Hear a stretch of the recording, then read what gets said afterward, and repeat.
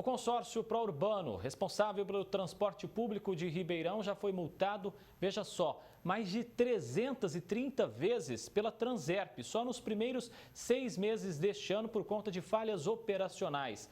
A informação foi dada durante reunião na Câmara.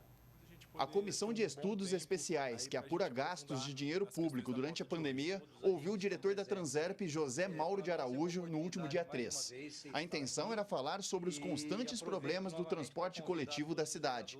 Questionado sobre a fiscalização, respondeu com números. Quando não se regulariza, a Transerp aplica dentro do decreto 319, que é o decreto que contém todas as penalidades operacionais do serviço.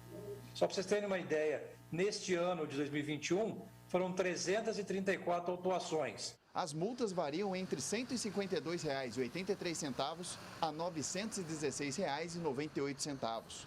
Segundo a Transerp, as autuações juntas somam mais de R$ 88 mil. Delas, 141 já foram pagas, um total de R$ 34 mil nos cofres da empresa. O superintendente diz que a fiscalização foi intensificada. A gente tinha 5 fiscais das ruas anteriormente e conseguimos aumentar esse número para 14. E vale lembrar que esse pessoal ainda está em treinamento, esse número ainda deve aumentar. Caso o Pró-Urbano não se adeque às orientações que a Transerp posiciona a eles, esse número tende a aumentar. Entre as autuações estão reclamações de passageiros sobre lotação nos veículos. Também foram registrados atrasos dos coletivos e desvios de itinerários. A cada autuação, o consórcio Pró-Urbano tem 30 dias para recorrer. Caberia recurso e, se o Pró-Urbano entender, entra. Senão, a gente já vira uma multa e logo virar para os cofres da Transerp o valor arrecadado. Praticamente a totalidade dessas multas, o Pró-Urbano não consegue recorrer porque elas são comprovadas. Sim, é um sistema do próprio Pró-Urbano que a gente tem aqui, faz o controle, é um sistema espelhado, então os recursos são incabíveis. Na audiência da Comissão de Estudos, também foi ouvido o gestor do consórcio Pró-Urbano, Gustavo Vicentini, que afirmou que foram adotadas medidas para conter a transmissão da Covid-19 entre os passageiros. Nós sempre fizemos essa limpeza diária, só que agora ela é feita 2 vezes ao dia nesses ônibus, quando o ônibus volta para a garagem. Fora essa limpeza que a gente faz na área externa, quando ele está dentro do próprio terminal, que eu acho que quem teve oportunidade no terminal vê a hora que um ônibus faz uma parada, entra aí um colaborador, faz toda a limpeza dentro do ônibus para seguir viagem, né? Durante a pandemia, o transporte público de Ribeirão foi alvo de inúmeras denúncias. A frota foi reduzida e, com isso, vários coletivos tiveram aglomerações. Em junho deste ano, a Prefeitura propôs um repasse de 17 milhões ao Pró-Urbano, que foi aprovado pela Câmara. O presidente da Comissão de Estudos avalia todos os fatos e uma investigação pode ser aberta na Casa de Leis. A gente pode instalar uma CPI, né, que aí sim a gente abre as questões de investigação aqui da Câmara. Espantou esse número, né, de 334 autuações e agora a gente está requerendo informações. Para este advogado, as centenas de multas aplicadas ao consórcio são motivo para cancelamento do contrato. Estão presentes todos os requisitos para cassar a concessão do Pró-Urbano com base na Lei 8.987/1995, que regula o procedimento de concessões em todo o país, em todo o território nacional. Serviço ineficiente, já existem motivos jurídicos e caso a Transerp ou a Prefeitura não inicie este processo de cassação, em tese, os funcionários responsáveis estarão prevaricando no cargo ou, em tese, cometendo um delito de improbidade administrativa. Samuel Santos para o Jornal da Clube. A Prefeitura de Ribeirão informou que as sanções estão previstas no decreto. O consórcio Pró-Urbano não se manifestou até o fechamento desta edição.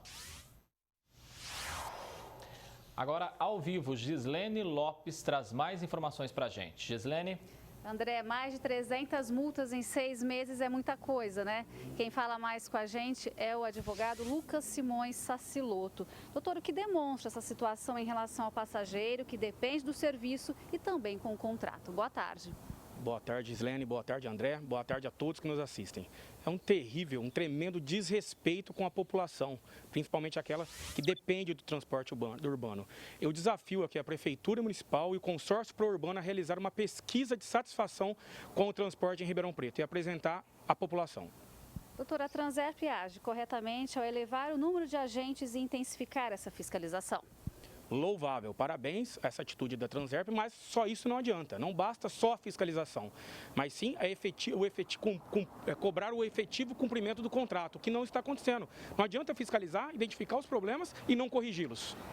Este ano a Prefeitura fez doação de 17 milhões de reais para o pró-urbano. O número alto de infrações do consórcio torna o repasse ainda mais questionado. Esse aporte ele foi buscado pelo consórcio pró-urbano em virtude de um suposto desequilíbrio contratual. E o desequilíbrio por parte da Prefeitura e da população, isso não é visto? Transerp faz fiscalização da parte operacional. Falta a Prefeitura intensificar esse trabalho aos descumprimentos contratuais? Sem dúvida. O valor das multas são irrisórios, são simbólicos. É o chamado crime compensa. Talvez esteja compensando para o consórcio pró-urbano permanecer com as irregularidades, o descumprimento do contrato. Cabe à Prefeitura tomar ações efetivas para forçar o cumprimento adequado do contrato ou até mesmo rescindi-lo. Porque as multas aplicadas ao pró-urbano são mais um motivo para que a Prefeitura reveja o contrato, né? Reveja ou rescinda, né, Cássio?